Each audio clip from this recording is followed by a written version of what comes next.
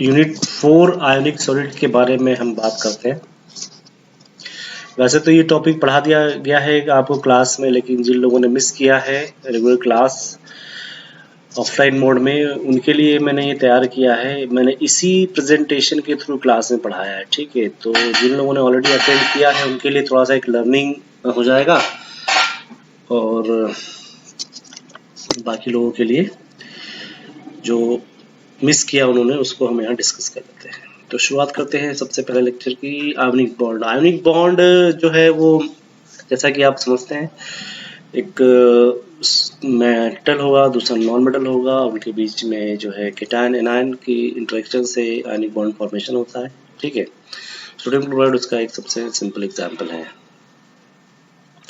लेकिन जब हम इसको बात कर रहे हैं स्ट्रक्चर के फॉर्म में, क्रिस्टल स्ट्रक्चर के फॉर्म में, तो ये सिर्फ एक सोडियम और एक क्लोराइड आयन तक सीमित नहीं होता, ये और आगे फर्दर ऐड होता है, ठीक है। जैसा आप इस स्ट्रक्चर में देख पा रहे हो, अगर आप कोवेलेंट बॉन्ड की बात करते हो तो कोवेलेंट बॉन्ड तो ठीक है, एक इलेक्ट्रॉन हो गया, एक न्यूक्लियर चार्ज हो गया। सिमिलरली दूसरे हाइड्रोजन एटम में भी यही होगा, इनके फॉर्मेशन से हो गया आप हाइड्रोजन मॉलिक्यूल, कोई भी चार्ज नहीं होगा, नेट चार्ज 0 होगा। लेकिन अगर हम सोडियम क्लोराइड का एग्जाम्पल लें, सोडियम से इलेक्ट्रॉन रिलीज हुआ, सोडियम प्लस होना, क्लोरीन से इलेक्ट्रॉन निकला, सॉरी ऐड हुआ, ये माइनस हुआ, दोनों को कंबाइन किया NaCl बना, तो +1 -1 +1 -1 +1 -1, अपोजिट चार्ज देखो एक दूसरे से अट्रैक्ट कर रहे हैं।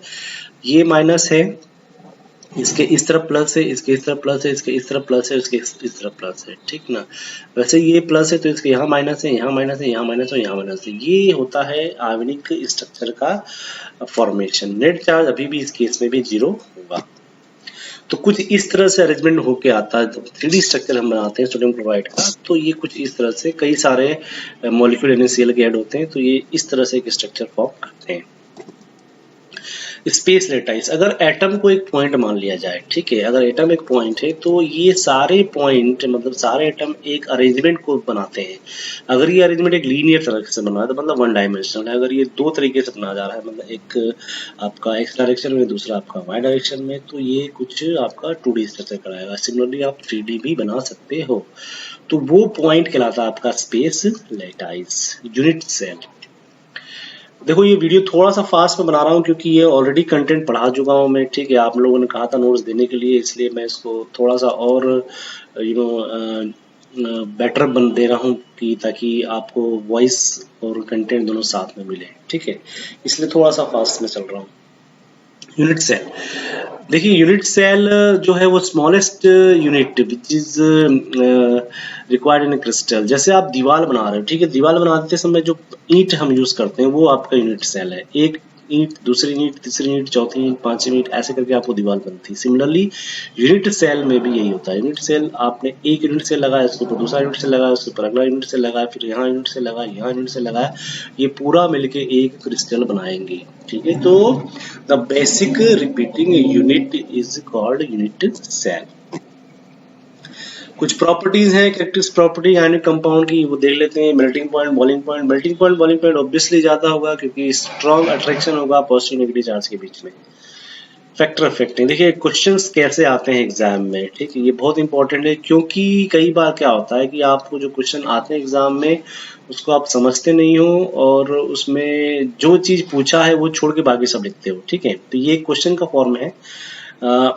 टू द पॉइंट आंसर देना होता है शॉर्ट आंसर के समय। क्वेश्चन है NaCl and BO have similar internuclear distance 2.81 for NaCl and BaO के लिए 2.7 है, but the former has a melting point 800 degree while the latter melts at 191 degree Celsius. Reason simple है, sodium chloride के ऊपर एक positive एक negative charge है, ठीक है, लेकिन बेरियम के पास +2 और -2 है।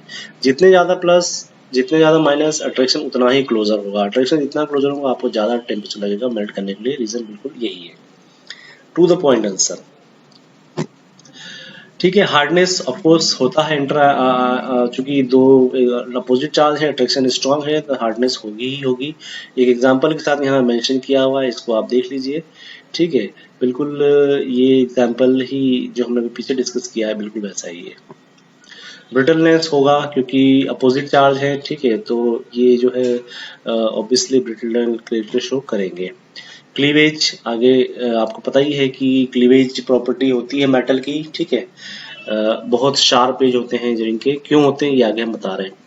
ये मैं अभी स्किप कर रहा हूँ क्योंकि आगे इसको डिटेल में हमको पढ़ना है, ठीक है। कंडक्टेंस सिर्फ मोल्टन स्टेट में या फिर लिक्विड फॉर्म में।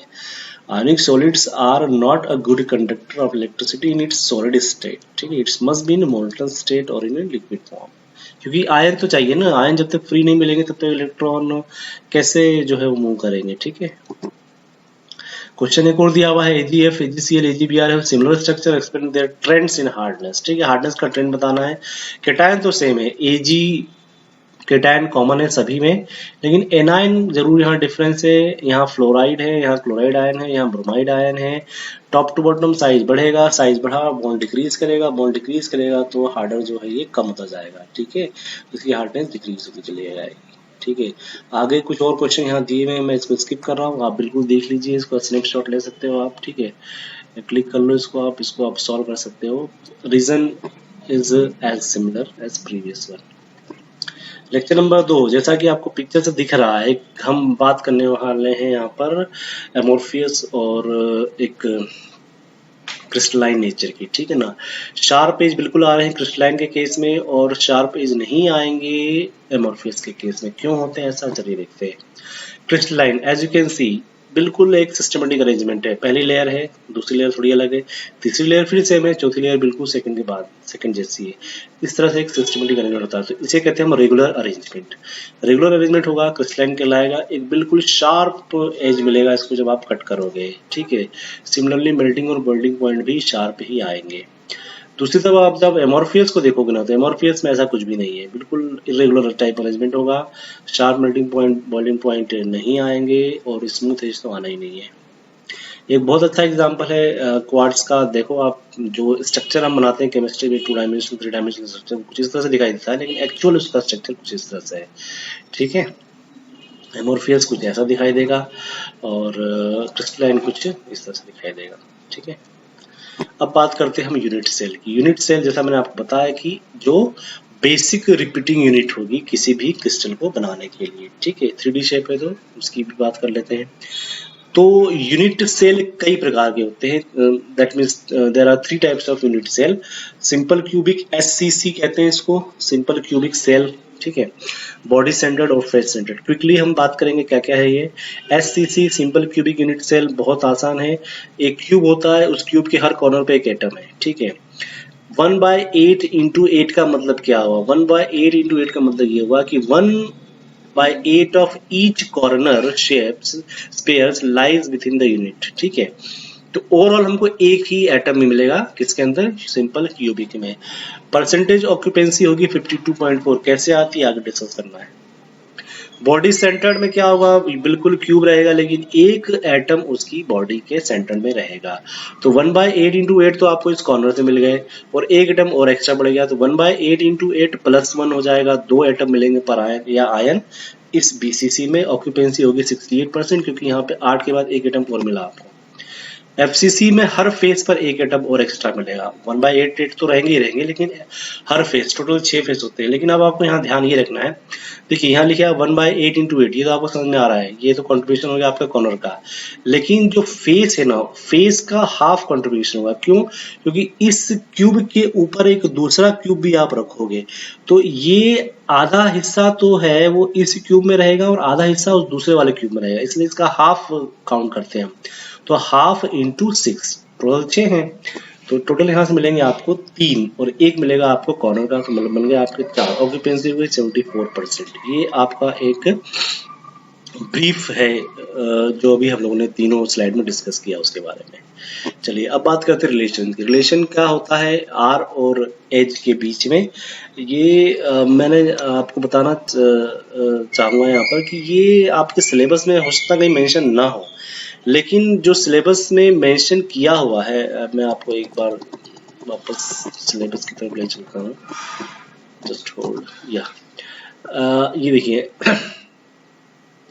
रेडियस रेशियो इफेक्ट दिख रहा है यहाँ पर, radius ratio effect and coordination number, elimination of radius rule, latticed effect, semiconductor. अब ये सब अगर आपको पढ़ना है ना, तो आपको ये सब थोड़ा बहुत आना चाहिए जो हम अभी पढ़ रहे हैं, ठीक है। सिलेबस तो नहीं दिया लेकिन ये आपको पढ़ना पड़ेगा। ओके, सो ये बात हो गई थी यहाँ तक। रिलेशनशिप की बात करते हैं। देखिए रिलेशनशिप में ऐसा कुछ भी नहीं है, आपको आर और ए के बीच का रिलेशनशिप निकालना है, पाइथागोरस थ्योरम यूज करना है, ठीक है। ये सिलेबस का हिस्सा नहीं है इसलिए मैं इसको क्विकली बताते जाता हूँ। मान लीजिए फेस सेंटर्ड है, तो फेस सेंटर्ड का एक एटम तो कॉर्नर का मिला, दूसरा आइटम इस कॉर्नर का मिला और एक इस फेस का हो गया, ठीक है। ऐसा सब फेस में होंगे ऑब्वियसली, तो हम एक से निकाल लेते हैं। तो अब देखिए यहाँ पे 4r क्यों आया। देखिए 4r रीजन आने का कारण क्या है कि इस एटम कॉर्नर एटम का जो हाफ पोर्शन है वो r है, इस कॉर्नर का हाफ पोर्शन r है, और इस सेंटर वाले का तो 2r होगा ना, क्योंकि तो पूरा ले रहे हैं हम, इसका हाफ ले रहे हैं, इसका हाफ ले रहे हैं, इसलिए आ रही है। तो टोटल क्या हो गया 4r, ठीक है। दो एज हो जाएगी आपकी, एक इस तरफ से एक हो जाएगी एक इस तरफ से। इस तरह से ये पाइथागोरस थ्योरम के फॉर्मूले से ये आपको निकल आएगा रिलेशनशिप एफसीसी के लिए। वैसे ही आप बीसीसी के लिए भी निकाल सकते हो, सेम वही पैटर्न है। वैसे ही आप एससी के लिए निकालोगे, एससीसी के लिए। ये आपका फाइनल कैलकुलेशन है। डी को आप r/2 भी मेंशन कर सकते हो। अगर रेडियस के फॉर्म में आ जाए ना तो इसको r/2 लिखोगे तो r = 2a हो जाएगा ये, ठीक है। अदरवाइज डी तो ठीक है, डायमीटर तो आप बताइए। चलिए अब बात करते हैं कि ऑक्यूपेंसी जो बात हो रही थी ना, पैकिंग एफिशिएंसी 52, 68 और 74 कैसे आई, वो यहाँ देखते हैं। एससीसी की बात अगर हम करें तो एससीसी ये आपका बना हुआ है। इसमें फॉर्मूला है volume of particle in a cell upon volume of unit cell. देखिए पार्टिकल हम आपको पता है एक ही होता है उसके अंदर तो, और बात हो रही है क्योंकि उस सर्कल की, तो इसलिए उसका फॉर्मूला था 4/3 πr³ और इंटू 1 होगा क्योंकि एक ही है एससीसी में। तो 2r उसका जो है वो वॉल्यूम है यूनिट सेल का, हमने ऑलरेडी क्लियर किया है पहले, ठीक है ना। तो ये 2r यहाँ से निकल रहा है, इसको सॉल्व करेंगे you will get the answer 52.3, लगभग 54%। एफसीसी पे आ जाओ, एफसीसी में भी वही होगा क्योंकि यहाँ 4 एटम होते हैं तो यहाँ 4 से मल्टीप्लाई करना पड़ेगा।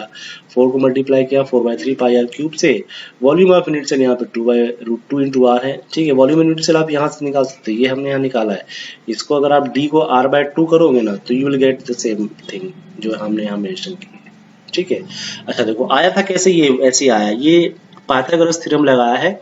ये साइड हो गया आपका 4r, तो यहाँ 4r लिख दिया, और ये साइड आपका a और a है तो ये हो जाएगा आपका a² से हो जाएगा 2a², ठीक है ना। तो यहाँ से आप रिलेशनशिप निकाल सकते हो।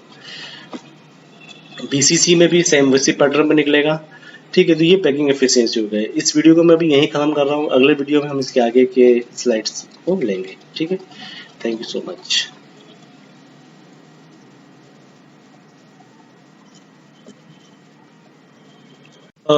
ये फिगर अगर आप देख रहे हो तो इसमें आप देखिए कि ये जो फ्रूट सेलर, इसने जो मैंगो है उनको किस तरह से सिस्टमेटिकली अरेंज किया है, ये चीज शो करती है कि मैक्सिमम यूटिलाइजेशन ऑफ स्पेस कैसे किया जा सकता है, ठीक है। सिमेट्रिकल ऑर्डर में सब कुछ सेट किया हुआ है, तो यहाँ पर स्पेस का सबसे ज़्यादा यूज़ किया गया है, ठीक है। और इसी को हम आगे डिस्कस करने वाले हैं कि ये है क्या एक्चुअली में।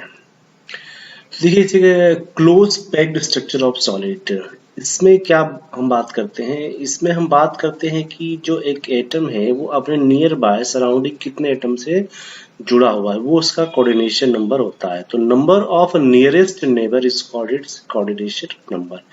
एग्जाम्पल लेते हैं, जैसा कि आप देख पा रहे हैं एग्जाम्पल में कि ये जो है वो क्लोज पैकिंग ऑफ स्पेयर, ये ए 1 डायमेंशन, ठीक है। 1 डायमेंशन का मतलब ये कि अगर मैं बात करूं इस एटम की, तो इस एटम के कोऑर्डिनेशन नंबर कितने होंगे 2, क्योंकि ये एक इस तरफ है और एक इस तरफ है, ठीक है ना। तो ये लीनियर है इसलिए हम इसको 1 डायमेंशनल कहते हैं। बात करते हैं 2D की। 2D में 2 एग्जांपल आते हैं, एक होता है स्क्वायर क्लोज पैकिंग, दूसरा होता है हेक्सागोनल क्लोज पैकिंग। होता है इसमें अंतर कुछ भी नहीं है, सिर्फ अरेंजमेंट का अंतर है। जैसे कि आप देख सकते हैं स्क्वायर क्लोज पैकिंग में अरेंजमेंट किस तरह से रहेगा, एक के बाद एक के बाद एक के बाद एक डायरेक्शन रहता है ना, 2 डायमेंशनल है ये। अब अगर आप सेंटर में डॉट लगाएं सभी के, इसके सेंटर में डॉट लगाए, इसके सेंटर में डॉट लगाए, इसके सेंटर में डॉट लगाए, यहाँ डॉट लगाए, यहाँ डॉट लगाए, यहाँ डॉट लगाए, यहाँ डॉट लगाए, यहाँ डॉट लगाया, so what you will get a square, okay, that is what is called square close packing. Similarly अगर आप इसका देखें तो यहाँ अरेंजमेंट थोड़ा सा अलग है। यहाँ पे 4 एटम, फिर 3 एटम, फिर 4 एटम, फिर 3 एटम, फिर 4 एटम, इस तरह से इसमें, दैट मीन्स पहला, थर्ड, फिफ्थ रो ये रिपीट होता है, सेकंड, फोर्थ, सिक्स ये रो रिपीट होता है। यहाँ पे भी वही बात है, अगर आप यहाँ सेंटर पर डॉट लगा दें, एक सेंटर पर डॉट यहाँ लगा दें, यहाँ लगा दें, यहाँ पर लगा दें, तो आपको यहाँ पे एक हेक्सागोनल मिलता है, इसलिए से हम कहते हैं हेक्सागोनल क्लोज पैकिंग। ठीक है, अब यहाँ ध्यान देने वाली बात ये है कि देखिए जब लास्ट में हमने क्या लिखा, in hexagonal close packing there are some unoccupied space, जिसे हम कहते हैं वॉइड्स। ये देखो हेक्सागोनल क्लोज पैकिंग में ये जो स्पेस है ना, ये जो व्हाइट व्हाइट दिख रहा है, ये अनऑक्यूपाइड होता है और ये कहलाता है ट्राइगोनल। ये ट्राइगोनल शेप का है, इसलिए इसको हम कहते हैं ट्राइगोनल वॉइड्स। ठीक है, क्लोज पैकिंग जो है वो अभी हमने डिस्कस कर लिया। इसको एक वीडियो के थ्रू मैं आपको बताना चाहता हूँ, तो थोड़ा सा आपको क्लियर होगा कि कैसे होता है। Let me show that video. Okay, तो ये वीडियो है, देखिए हेक्सागोनल क्लोज पैकिंग का। इसमें आप देख सकते हैं कि किस तरीके से जो है इसका अरेंजमेंट किया हुआ है। ठीक है, इस अरेंजमेंट में आपको वही जो मैंने आपसे बात की थी कि अगर 1 डायमेंशन है तो किस तरह से अरेंजमेंट होता है। ठीक है, 2 डायमेंशन है तो किस तरह से, ये देखिए 1 डायमेंशन का अरेंजमेंट किस तरह से होगा, तो यहाँ पे कोऑर्डिनेशन में क्या होगा।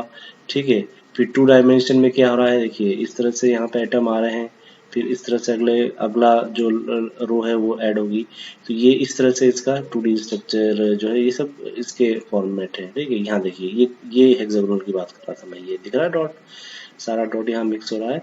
This is what the hexagonal close packing जिसकी हम बात कर रहे थे। ठीक है, और ये जो है ये कहलाते हैं आपके वाइड्स। ये जो स्पेस जो खाली बचा है वो क्या है, वाइड है। ये वाइड कहलाता है, ये जो अभी निकल के आया बाहर, that is called wide, the unoccupied space. ठीक है, अब हम बात करते हैं जैसे इसमें 3D कैसे बनेगा। अभी तो हमने 2D की बात की, तो 3D में देखिए ये एक लेयर है। ठीक है, ये इसके ऊपर दूसरी लेयर आ रही है। ठीक है, ये 3 डायमेंशनल व्यू है, सेकेंड लेयर आ रही है। अब सेकेंड लेयर के बाद इसके ऊपर थर्ड लेयर भी आएगी।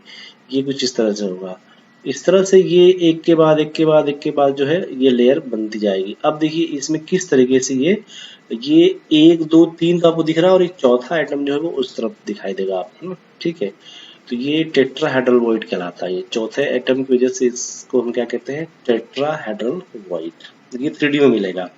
2D में आपको मिलेगा ट्राइगोनल वॉइड्स। ठीक है, और सिमिलरली यहाँ पे ऑक्टाहेड्रल वॉइड मिलेगा HCP का जब 3D करेंगे तो। ठीक है, HCP के 3D में हमको ऑक्टाहेड्रल वॉइड भी मिलेगा। ये इसका एग्जांपल है। तो ये लेयर को हम कहते हैं इसको, जैसे ये A लेयर है, ये B लेयर है, फिर ये A लेयर है, फिर इसके ऊपर एक और लेयर आएगी B लेयर है।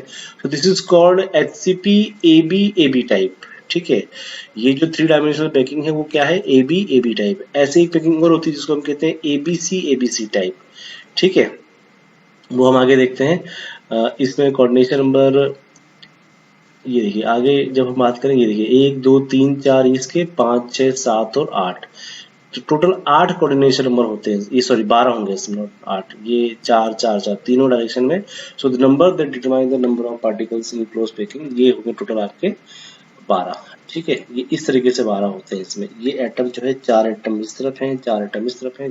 लेकिन ये मैं बात कर रहा हूँ किसकी, 3D की। ठीक है ना, 2D में नहीं आप पता कर पाओगे इसे कोऑर्डिनेशन नंबर इस तरीके से। ठीक है, तो अब इस तरीके से जो है हमको ये वीडियो जो मुझे आप बताना था, इसको मैं क्लोज कर देता हूँ, इसकी जरूरत है नहीं अब। चलिए बैक टू द स्लाइड। तो ये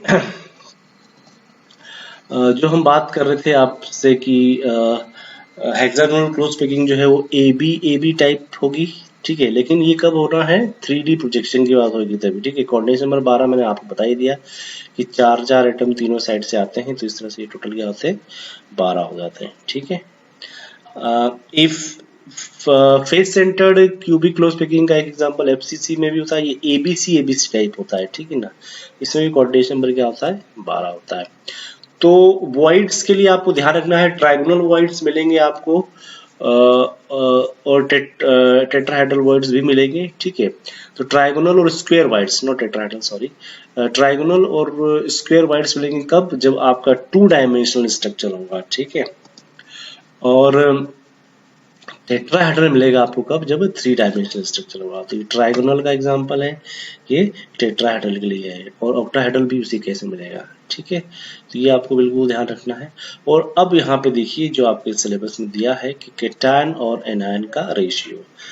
केटायन और एनायन का रेशियो ही तय करता है कि कितना कोऑर्डिनेशन नंबर होगा और कैसे होगा। ठीक है, ये वही चीजें जो हमने बताया था भी आपको, टेट्राहेड्रल का कोऑर्डिनेशन नंबर 4 होगा, ऑक्टाहेड्रल का कोऑर्डिनेशन नंबर 6 होगा। ठीक है, ये वॉइड्स कैसे निकाले जाते हैं स्पेस टेट्राहेड्रॉन का और ऑक्टाहेड्रॉन का। ठीक है, स्ट्रक्चर भी वैसे बन के आता है।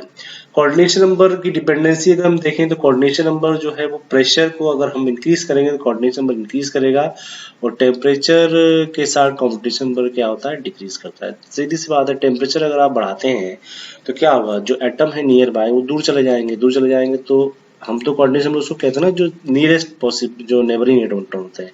तो टेम्परेचर बढ़ाने पे डिक्रीज करता है कोऑर्डिनेशन नंबर, और प्रेशर को जो है प्रेशर से इंक्रीज होता है कोऑर्डिनेशन नंबर। ठीक है, एग्जांपल है coordination number of NaCl is 66 and CH3 is 88।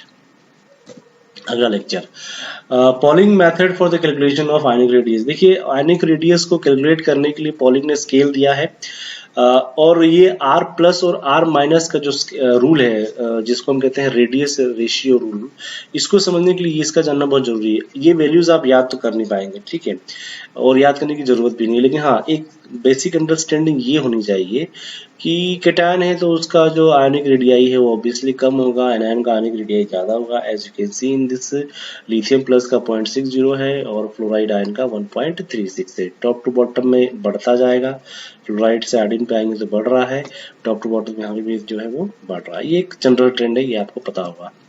अब ये इसका कैलकुलेशन किस पे डिपेंड करता है, तो हालांकि आपके सिलेबस में मैथमेटिकल कैलकुलेशन दिया हुआ नहीं है, फिर भी हम थोड़ा सा डिस्कस कर लेते हैं। तो देखिए, आर आयन दैट मीन्स ये केटायन एनायन कुछ भी हो सकता है, is inversely proportional to z effective. Effective nuclear charge आप लोगों ने पढ़ा हुआ है, स्लेटर रूल से निकालते हैं स्क्रीनिंग कांस्टेंट और इफेक्टिव न्यूक्लियर चार्ज, वो हम लोगों ने ऑलरेडी डिस्कस कर लिया है स्लेटर रूल में। तो वही चीज है यहाँ पे, जेड माइनस है, जेड आपका क्या है, चार्ज है, चाहे आप केटायन लेंगे तो केटायन का चार्ज, एनायन लेंगे तो एनायन का चार्ज, और एस जो है वो स्क्रीनिंग कांस्टेंट है, स्लेटर रूल से निकाला जाता है। ठीक है, सी कांस्टेंट के लिए लिखा हुआ है।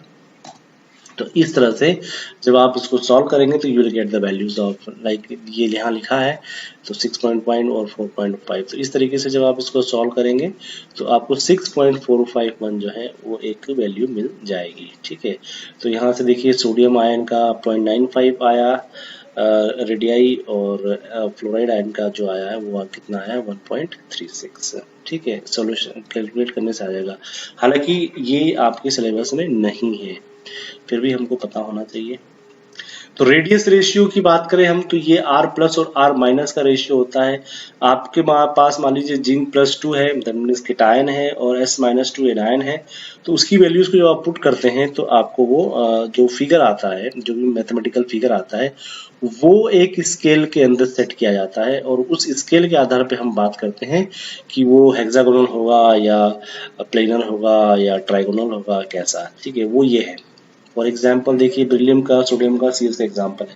बेरिलियम के केस में कोऑर्डिनेशन नंबर 4 है, 6 है। ये कोऑर्डिनेशन नंबर आए कैसे, तो आने के लिए ये फॉर्मूला है। यहाँ से शुरू करते हैं सबसे बॉटम से, 0.155 से 225 के बीच में अगर वैल्यू आती है किसकी, R प्लस और R माइनस के रेशियो की, तो कोऑर्डिनेशन नंबर 3 कहलाएगा। ट्राइंगुलर होगा, ये बोरॉन ऑक्साइड इसका एग्जाम्पल है। इससे नीचे आ रहा है तो फिर लीनियर होगा, मतलब उसका कोऑर्डिनेशन नंबर कितना होगा, 2 होगा। ठीक है, 0.225 से 0.414 के बीच की वैल्यू है तो 4 टेट्राहेड्रल। इसके बाद 6, अगर 732 तक है तो 6, 732 से 1 अगर वैल्यू तक जाती है तो वो 8, जिसको हम कहते हैं ऑक्टा क्यूबिक कॉर्नर, ClCl में होता है ये। और अगर उसके बाद है, मतलब 1 से ऊपर है अगर, तो फिर ये आता है आपका 12, CCP और SCP सारे मेटल्स में होता है। ठीक है, तो ये इंपॉर्टेंट है, ये बहुत इंपॉर्टेंट टेबल है, ध्यान रखिएगा। ये वही उसी चीज को हमने एक्सटेंड किया है कि वैल्यूज को स्केल कहीं पे थोड़ा बहुत तो माइनर अंतर आ सकता है, मैं नहीं कह रहा हूँ एग्जैक्टली ये होगा, माइनर अंतर आ सकता है, लेकिन समवॉट आपको यही चीजें मिलेगी। ठीक है, तो अब बात करते हैं लिमिटेशन की। लिमिटेशन क्या हो क्या क्या है, देखिए पहला लिमिटेशन तो ये है कि जब हम ये आपको दिया हुआ है एक केटायन, ठीक है, जो कि 3 एनायन के आसपास से घिरा हुआ है। अब अगर साइज ऑफ केटायन इंक्रीज कर दे हम, ठीक है ना, if the size of the cation increases, तब क्या होगा, then anion will no longer be touching each other, ठीक है, एनायन जो है वो एक दूसरे को टच, अभी देखो ये एनायन एक दूसरे को टच कर रहे हैं, लेकिन जैसे ये प्लस केटायन को बढ़ाया आपने, देखो ये एनायन दूर हो गया ना इससे, अब ये इसको टच नहीं कर रहा है। फिर क्या होगा, इसको एडजस्ट करने के लिए क्या करेंगे, ओवरलैप करेंगे, और ओवरलैप इस तरह से करेंगे कि ये जो ट्रायगोनल था ना वो कन्वर्ट हो जाएगा किसके अंदर, ट्रायंगुलर जो कन्वर्ट हो जाएगा टेट्राहेड्रल में, ठीक है ना। तो इस तरह से ये क्या करता है, this leads to tetrahedral arrangement. दूसरा लिमिटेशन देखते हैं, अगर मेरे पास ऑक्टाहेड्रल वॉइड है, ठीक है, this is example of octahedral void का। So in case of octahedral arrangement, if the size of the cation decreases, अब केटायन का साइज अगर मैं डिक्रीज कर दूं तो ये हो सकता है, अगर इंक्रीज कर दूं तो ये हो सकता है। क्या फर्क पड़ेगा, अगर केटायन का साइज डिक्रीज कर दिया तो जो रेडियस रेशियो है वो भी क्या हो जाएगा, डिक्रीज हो जाएगा। तो जो अरेंजमेंट अभी आपका देखो यहाँ पे R प्लस और R माइनस कम हो जाएगा किससे, 4.414 से, और यहाँ पे ये बढ़ जाएगा उससे। तो ऑब्वियसली ऑक्टाहेड्रल से कन्वर्ट हो गया किसके अंदर, टेट्राहेड्रल में और बॉडी सेंटर्ड में, ठीक है ना। तो ये एक लिमिटेशन और भी है केटायन के साइज को अगर हम चेंज करते हैं तो, इन case of octahedral void. Efficacy of radius ratio on coordination number, ये एक सिंपल स्लाइड है, आपको पता होना चाहिए। देख सकते हो आप कि आर केटायन आर एनायन का आइडियल कंडीशन कब होगा, जब ये बड़ा होगा उससे, बराबर में भी स्टेबल होगा, लेकिन अगर ये छोटा हुआ, अगर ये लेस देन हुआ, तब ये अनस्टेबल कहलाएगा, ठीक है। लिमिटेशंस अगर हम बात करें कि लिमिटेशन क्या क्या है, तो लिमिटेशन ऑब्वियसली अगर हम देखें तो एक एग्जांपल से आपको समझ में आ जाएगा कि radius ratio for AGI is 0.52, ये है जो कि इंडिकेट कर रहा है कि इसका कोऑर्डिनेशन नंबर 6 होना चाहिए, लेकिन ये एक्चुअल में होता है 4 है, ठीक है ना। तो ये इसकी एक लिमिटेशन है जो हमने भी अर्लियर डिस्कस किया है कि इस तरीके से एफिकेसी से इसकी बॉन्डिंग में फर्क पड़ता है, ठीक है। चलिए नेक्स्ट बढ़ते हैं। मैंने कहा था वीडियो थोड़ा सा मैं जल्दी बनाऊंगा क्योंकि ऑब्वियसली ये सारी चीज़ें ऑलरेडी हो चुकी है क्लास में, so I am not going to discuss in much detail. Lattice energy, lattice energy क्या होती है, अभी हमने जो क्रिस्टल लेटाइस बनाया था, ठीक है ना, so it is defined as the energy release when 1 mole of an ionic crystal is formed, ठीक है।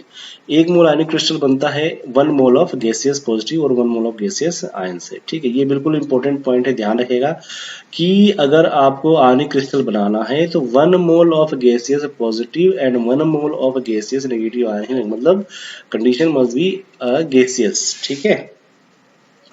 तो वहां से आपको बनेगा आपका क्या, लेटाइस, और उसकी जो एनर्जी रिलीज होगी वो कहलाएगी लेटाइस एनर्जी, ठीक है। लेटाइस एनर्जी में क्या क्या चीजें आ सकती हैं, क्या क्या चीजें होती है, तो ऑब्वियसली लेटाइस एनर्जी है तो आयोनिक रेडियाई का रोल बहुत बड़ा होगा, चार्ज का रोल होगा ही होगा, ठीक है ना।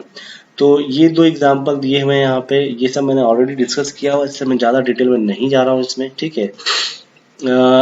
इलेक्ट्रोस्टैटिक फोर्स, ठीक है, आप अगर बात कर रहे हो Z प्लस और Z माइनस की, जो कि Z प्लस और Z माइनस क्या है, केटायन और एनायन, ठीक है ना, और उनको आपने एक आर्क डिस्टेंस अलग किया हुआ, तो उनके बीच में जो फोर्स लगेगा उसको हम इस तरीके से निकालते हैं, ठीक है। ये एक फार्मूला है, देखिए मैं फिर बता रहा हूँ ये सिलेबस में नहीं है, फिर भी पता होना चाहिए, थोड़ा सा आप ध्यान रखो इसको कि अट्रैक्शन के लिए और रिपल्शन के लिए एक नाम बताया जाता है लेटाइस एनर्जी में। रिपल्शन को हम बोलते हैं बॉर्न रिपल्शन, ये मेंशन किया हुआ है फिगर में, और अट्रैक्शन को बोलते हैं हम कूलम अट्रैक्शन, ठीक है ना। ये आपको पता होना चाहिए। Z1 Z2 की वैल्यू, E की वैल्यू कॉमन होती है, R पता होता है, इससे आप निकाल सकते हो, ठीक है।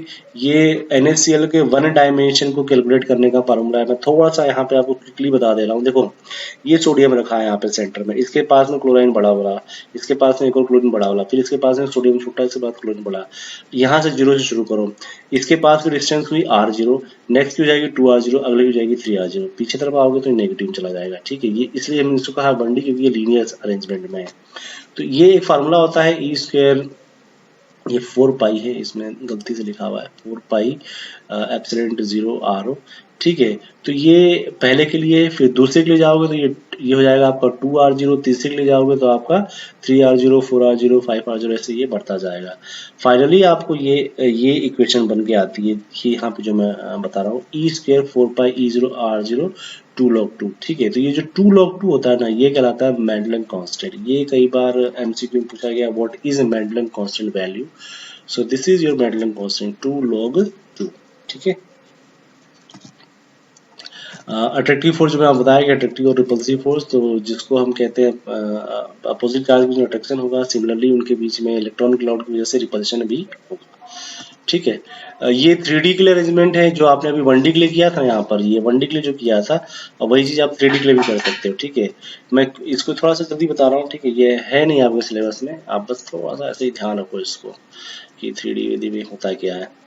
तो ये वही चीज है, 6E 12E 8E। ठीक है ना, 6E 12E 8E में कंफ्यूजन नहीं होना है, क्योंकि सोडियम जो है 6 क्लोराइड आयन से जुड़ा हुआ है और 12 जो है सोडियम आयन उसके आसपास।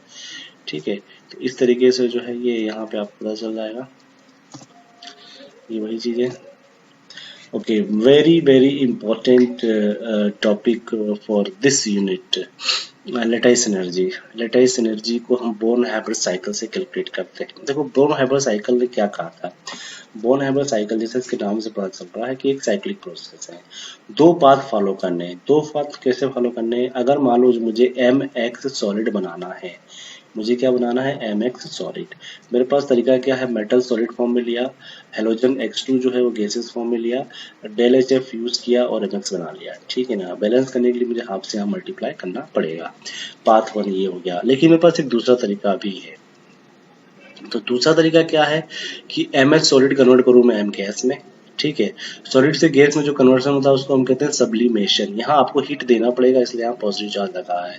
यहाँ लिखा है S equal to sublimation energy to convert MS मतलब मेटल जो सॉलिड फॉर्म में वो गैसेस फॉर्म में कन्वर्ट हो गया। ठीक है, यहाँ एनर्जी दे रहे हो आप, एंडोथर्मिक प्रोसेस है इसलिए पॉजिटिव लेंगे। वैसे ही X2 जो गैसियस है, ये मॉलिक्यूल है, इसको भी आपको एटम बदलना पड़ेगा।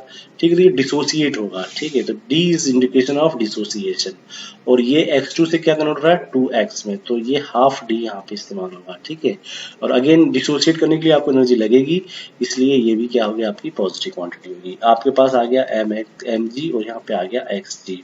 अब ये Xg जो है इसको आपको आयोनाइज करना पड़ेगा, तो X को X नेगेटिव में बदलना है, मतलब इलेक्ट्रॉन अफिनिटी आपको लेना पड़ेगी। तो ये इलेक्ट्रॉन अफिनिटी के लिए है। अब यहाँ पे आपको नेगेटिव है, क्योंकि यहाँ से आप इलेक्ट्रॉन क्या कर रहे हो, यहाँ से इलेक्ट्रॉन आप गेन कर रहे हो। ठीक है ना, तो यहाँ पे आपको इलेक्ट्रॉन अमाउंट ऑफ एनर्जी आप रिलीज करोगे, तो ये इसलिए क्या हो जाएगा, नेगेटिव। तो ये X कन्वर्ट हो जाएगा किसके अंदर, X नेगेटिव। मेटल जो है वो गैस है, मेटल गैस जो है कन्वर्ट हो जाएगा आपका मेटल पॉजिटिव चार्ज में। ठीक है, मेटल पॉजिटिव चार्ज में कैसे कन्वर्ट होगा, यहाँ पे आयोनाइजेशन एनर्जी से। तो यहाँ पर भी आपको प्लस आएगा, क्योंकि यहाँ पे भी आपको क्या करना पड़ेगा, हीट को रिलीज करना पड़ेगा, मतलब हीट देना पड़ेगा। अब देखिए आप, यहाँ पे आपके पास मेटल भी हो गया प्लस चार्ज, X हो गया माइनस चार्ज, दोनों गैसेस हैं, दोनों कंबाइन करेंगे, पाथ 2 को फॉलो करके MX बना लेंगे, और ये U0 है ना, ये आपका लेटाइस एनर्जी है। तो आपके पास पाथ A से डेल HF निकल जाएगा और पाथ B से आपकी ये सारी वैल्यूज निकल जाएगी। इन सबको जब आप एक प्लेटफॉर्म पे रखोगे ना, तो आपको जो है ये लेटाइस एनर्जी जो है E0 ये मिल जाएगा। कैसे मिलेगा, ये फार्मूला यहाँ बना हुआ आप देख सकते हो। देखो डेल HF क्या हो रहा है, फॉर्मेशन कैसे हो रहा है, S plus half D plus I plus E plus U0, इन सबको मिलाने पे जो है आपका डेल HF बन रहा है। ये सारी वैल्यू आपको दी होगी, आप U0 कैलकुलेट कर सकते हो। एक एग्जांपल देख लेते हैं, NaCl को अगर आप लेते हो सेम उसी पैटर्न पे, तो देखो वही चीजें, NF सॉलिड है, हाफ क्लोरीन है, NaCl सॉलिड बनना है, पहली स्टेज है, ये फर्स्ट पाथ है। दूसरा पाथ में आप देखो बिल्कुल सिंपल है, सब्लिमेशन कराओगे Nag बनेगा, आयोनाइजेशन करोगे Na प्लस बनेगा, डिसोसिएट करोगे क्लोरीन गैस बने, एटम बनेगा, उसको इलेक्ट्रॉन अफिनिटी से करोगे क्लोरीन माइनस बनेगा, कंबाइन करोगे आपको NaCl बन जाएगा, U आपको निकालना है। ठीक है, ये U आपको कैलकुलेट करना है। अब ध्यान रखने वाली सबसे बड़ी बात जो आपको ध्यान रखना है, कई बार स्टूडेंट यहाँ कंफ्यूज होते हैं, रिएक्शन मस्ट बी बैलेंस। यहाँ पे हाफ क्लोरीन से जब आपने बैलेंस किया है, तो आपको ये ध्यान रखना है कि डिसोसिएशन के समय भी आपको इसको वैसा ही यूज करना है। एक न्यूमेरिकल प्रॉब्लम देख लेते हैं। देखिए, एक प्रॉब्लम दी हुई है आपको, calculate the heat of formation of del HF for KF। ये सारी वैल्यूज आपको यहाँ पे दी हुई है। ये फार्मूला मुझे पता है, डेल एच एफ का ये फार्मूला होता है। मेरे पास एस दिया हुआ है, सब्लिमेशन एनर्जी मैंने पुट कर दिया 87.8। इसके बाद मेरे पास डिसोसिएशन की वैल्यू भी दी हुई है। अब ध्यान रखिए डिसोसिएशन में क्या हो रहा है, ये F2 बदल रहा है किसके अंदर, F में। F2 कन्वर्ट हो रहा है F में, तो F2 जब F में कन्वर्ट होगा तो इसका मतलब ये हुआ कि आपको वहाँ हाफ से मल्टीप्लाई करना पड़ेगा बैलेंस करने के लिए। इसकी वजह से यहाँ पे डी भी क्या हो जाएगा, आपका हाफ हो जाएगा। ये बहुत इंपॉर्टेंट पॉइंट है, ध्यान रखेंगे आप, ठीक है। आयनाइजेशन एनर्जी आई दी हुई है, इलेक्ट्रॉन एफिनिटी ई भी दिया हुआ है, यू भी दिया हुआ है। सारी वैल्यू पुट करो, यू विल गेट -560.8। ठीक है, बहुत आसान न्यूमेरिकल है, 6 नंबर का आ गया तो बिल्कुल समझिए कि आपके लिए ये एक लकी ड्रॉ है बिल्कुल, ठीक है। चलिए एक प्रॉब्लम और दी हुई है यहाँ पे, इसको थोड़ा सा हम देख लेते हैं। ये मैंने ऑलरेडी आप लोग कराया हुआ है। MgF2 दिया है, इस बार आपको MgF2 बनाना है, ठीक है। इन सारी वैल्यूज के साथ आपको क्या बनाना है, MgF2, ठीक है। इसका साइकिल बना लेना आप, ठीक है ना। MgF2 की साइकिल बनाओगे तो आपको समझ में आ जाएगा। देखो तो आपको सब्लिमेशन में आप क्लियर हो, लेकिन देखो F2 कन्वर्ट हो रहा है F में, F2 कन्वर्ट हो रहा है F के अंदर, ठीक है ना। तो यहाँ 2 से मल्टीप्लाई हुआ है, ये बात आपको ध्यान रखनी पड़ेगी, ठीक है ना। इसलिए यहाँ पे हमने यहाँ वैल्यू में 2 से मल्टीप्लाई किया है। क्यों किया है, क्योंकि ऑब्वियसली आपको मैग्नीशियम से बनाना है MgF2, बात समझ आ रही ना, मैग्नीशियम से बनाना है MgF2, ठीक है ना। तो ये सबसे बड़ी गलती यहाँ पे जो स्टूडेंट करते हैं वो ये वाली है कि ये जो F2 से 2F बना है वो, और ये 2F से जो है एक इलेक्ट्रॉन, 2 इलेक्ट्रॉन निकलेंगे, यहाँ पे 2 इलेक्ट्रॉन निकलेंगे तो यहाँ से 2F गैस बनेगा, ठीक ना। तो ये रिएक्शन बैलेंस करना बहुत जरूरी है कैलकुलेशन को सही लाने के लिए। यहाँ पे सबसे बड़ा कंफ्यूजन होता है स्टूडेंट्स में, ठीक है। ये न्यूमेरिकल मैंने सॉल्व करवा दिया आपको क्लास में। ये प्रॉब्लम है, आप खुद करेंगे इसको, ठीक है। मैं आगे बढ़ रहा हूँ। ये NaCl पे बेस्ड है, मेरे ख्याल से बहुत सिंपल है ये, तो हो जाएगा, ये कोई बड़ी बात नहीं इसके अंदर, ठीक है। ये यहाँ पे दिया है इसका सोल्यूशन। एक प्रॉब्लम ये भी है, U दिया है, D दिया है, E दिया है, I0 दिया है, और ये क्या बनाना है आपको, नियॉन मोनोक्लोराइड। नियॉन मोनोक्लोराइड कैसे लिखोगे आप इसको, NeCl2, ठीक है। ये यहाँ दिया है इसका सोल्यूशन, ठीक है। ये आप देख लो नियॉन मोनोक्लोराइड के लिए, ठीक है। तो ये बिल्कुल फेवरेबल नहीं है, क्योंकि यहाँ वैल्यू क्या आ रही है, पॉजिटिव आ रही है। कई बार क्वेश्चन भी पूछा जाता है कि indicate whether this hypothetical solid is favoured और नॉट, ठीक है ना, क्या ये सही है या ऐसे ही है। तो डेल एच एफ की वैल्यू अगर पॉजिटिव आ जाए तो समझना कि ये सही नहीं है। अभी तक देखो आप, डेल एच एफ यहाँ भी नेगेटिव आया था, बन सकता है, NaCl बन सकता है, कोई दिक्कत नहीं। यहाँ देखो नेगेटिव आया था, ये भी बन सकता है, कोई दिक्कत नहीं। लेकिन यहाँ पॉजिटिव आ गया ना, पॉजिटिव आने का मतलब ये है कि ये NaCl मैंने गलत दिखा ना, NaCl नहीं है, ये NeCl है ये, ठीक है। नियॉन मोनोक्लोराइड है, ठीक है। ये सही कर लेना आप लोग, ओके। ये कुछ क्वेश्चंस हैं, ये आप लोग खुद को करने हैं। Barium sulphate is insoluble in water, melting point of BaO is high, noble gases do not form ionic halide and KCl2 is not formed। ये सारे बेस्ड हैं आपके हैबर साइकिल पे, बोन हैबर साइकिल पे। थोड़ा बहुत दिमाग लगाओ, बन जाएगा। चलिए अब फैक्टर्स बात करते हैं, क्या क्या फैक्टर अफेक्ट करते हैं लेटाइस एनर्जी को। देखो लेटाइस एनर्जी को जो फैक्टर अफेक्ट करते हैं, ऑब्वियसली बात चार्ज की होगी, क्योंकि यहाँ पे लेटाइस एनर्जी पूरा का पूरा आयंस पे डिपेंड करता है। तो as the size of ion decreases there is a compact packing of atom, ठीक है। जैसे जैसे छोटा होता जाएगा पैकिंग क्या हो जाएगी, बहुत क्लोज होती जाएगी। इसलिए आपको हाई लेटाइस एनर्जी मिलेगी, चाहिए उसको ब्रेक करने के लिए। तो LiF contains high lattice energy, क्योंकि उसका साइज दोनों का छोटा है। Charge of ion, charge of ion जैसे जैसे इंक्रीज करेगा, अट्रैक्शन क्या करेगा, हाई अट्रैक्शन होगा उनके बीच में, स्टेबिलिटी को इंक्रीज करेगा। तो ये अगर हम बात करें कि लेटाइस एनर्जी किसमें ज्यादा लगने वाली है, तो Al2O3 में ज्यादा लगेगी, क्योंकि यहाँ पे एल्यूमिनियम +3 है, Mg+2 है और Na क्या है, +1 है। बॉन्ड कैरेक्टर ऑफकोर्स एक रोल प्ले करता है।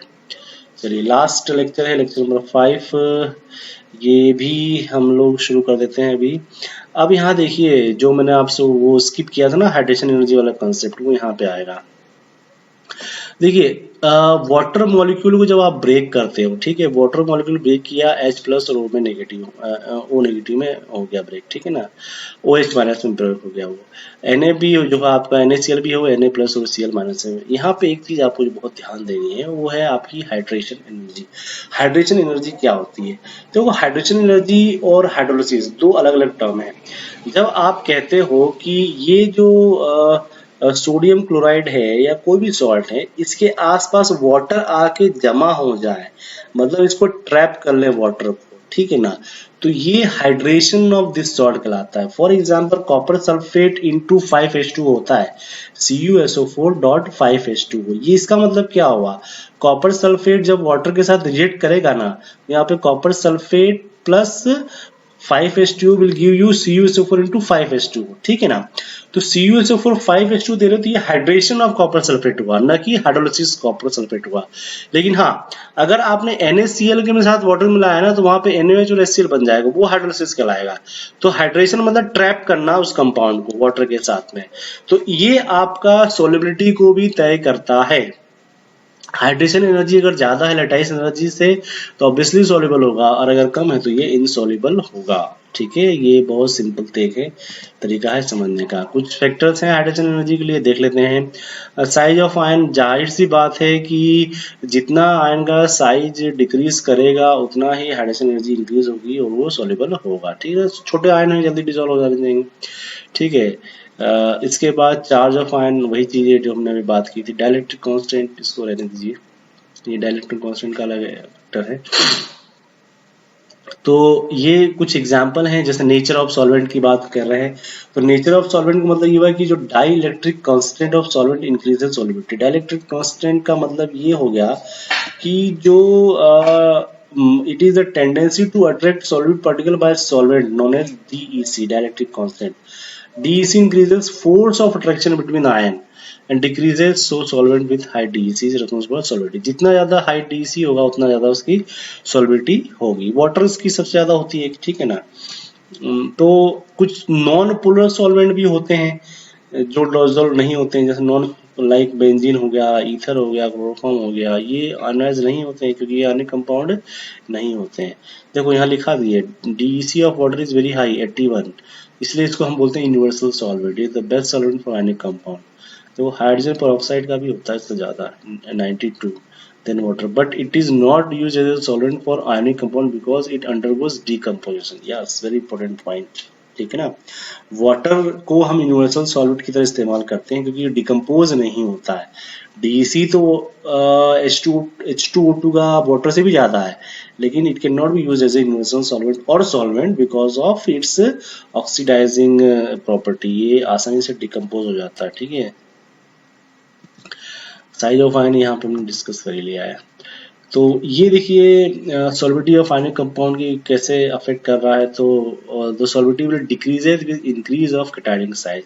कैटायन का साइज जैसे जैसे डिक्रीज होगा, सॉलिबिलिटी जो है वो डिक्रीज हो जाएगी, ठीक है ना, अगर कैटायन का साइज हम इंक्रीज करते हैं तो, ठीक है, ऑब्वियसली होना है। ये कुछ और एग्जाम्पल दिए हुए हैं, जैसे कि इन case of compound cunning small anion, अगर छोटे एनायन हो तो क्या होगा, तो solubility of the fluorides of alkali metal increases as the size of cation increases, ठीक है। सारे फ्लोराइड कॉमन है, ठीक है ना, लेकिन अगर ये बड़ा है, CS ऑब्वियसली बड़ा होता है RB से छोटा, K उससे छोटा, so the solubility of the fluoride of alkali metal increases as the size of cation increases। पहला तो ये हो गया। सेकेंड ग्रुप की अगर हम बात करें कार्बोनेट के केस में, तो यहाँ पे भी आपका वही चीज है, जितने एनाइन का साइज यहाँ पे देखोगे तो एनाइन का साइज ज्यादा है, ठीक है ना, पर यहाँ पे एनाइन जो है इनकी सॉल्युबिलिटी कम होती है यहाँ पे, ठीक है। तो ये कुछ फैक्टर्स हैं, ये इनको आप और पढ़ लेना, ठीक है। बहुत कॉमन सी चीजें हैं, सब यहाँ मैंने मेंशन किया हुआ है, तो बहुत ज़्यादा इसको डिटेल में नहीं बता रहा हूँ, ठीक है। तो ये दिया हुआ यहाँ पे आयनिक charge of anion, charge of cation से क्या फर्क पड़ रहा है।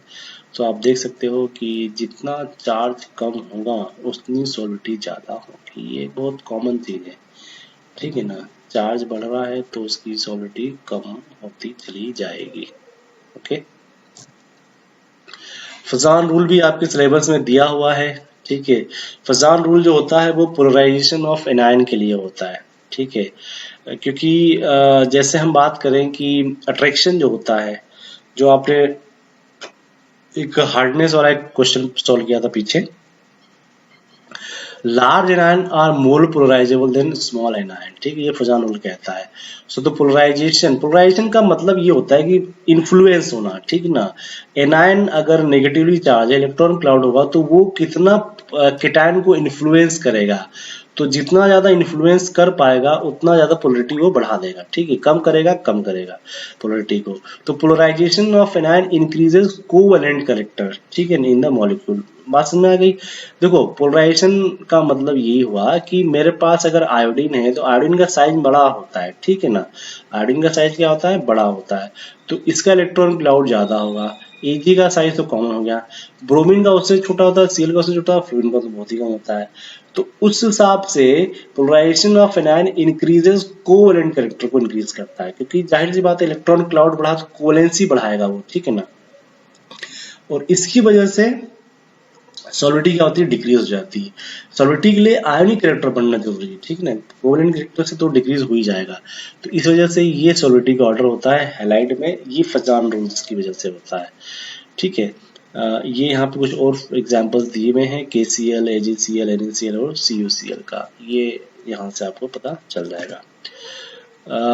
डाइलेक्ट्रिक कांस्टेंट का हमने ऑलरेडी पढ़ ही लिया, तो इसको मैं वापस दोबारा मैं डिस्कस नहीं कर रहा हूँ। एक्स्ट्रास कुछ मैंने यहाँ पे जरूर डाले हैं, आपको ये मैं दिखा देता हूँ, आप लोग समझना। अगर आपको लगता है कुछ कंटेंट और एक्स्ट्रा पढ़ना है तो ये और कुछ चीज़ें मैंने इसके अंदर डाल दी है, ये आप लोग पढ़ सकते हो। अगर आपको नोट्स बनाने हैं तो ये आप बना भी सकते हो इसका नोट्स, ठीक है। ये यही चीज़ें हैं, ये ऑलरेडी हमने किया हुआ है, ठीक है ना। ये सब पहले उधर पढ़ा हुआ है, लेकिन थोड़ा और अगर डिटेल में आपको चाहिए तो ये यहाँ से मिल जाएगा, ठीक है। ये किस तरह से हेक्सागोनल क्रॉस पिकिंग होती है, 6 फोल्ड, और ये तो ये सारी चीज़ें आपको यहाँ से मिल जाएगा। टेट्राहेड्रल वॉइड्स क्या है, ऑक्टाहेड्रल हाउस क्या है, ठीक है। ये उधर भी पढ़ा ही हुआ था, लेकिन फिर भी मेटलिक सोडिक कोवैलेंट, ये सब चीज़ें यहाँ पे दी हुई है, ठीक है। कुछ एग्जांपल्स जो आपके सिलेबस में दिए हैं, सीजियम क्लोराइड मैंने वहाँ डिस्कस नहीं किए थे, ये आप यहाँ से पता चल जाएगा। जिंक ब्लेंड एक एग्जांपल है, ZnS जिसको हम कहते हैं, ठीक है। CF2 का एग्जांपल है। रेडियस रिलेशन जो ऑलरेडी हमने पढ़ा है, कुछ ट्यूटोरियल भी है, आप देख सकते हैं, कुछ क्वेश्चंस हैं यहाँ पे सॉल्व करने के लिए। Okay, so thank you so much for this lecture.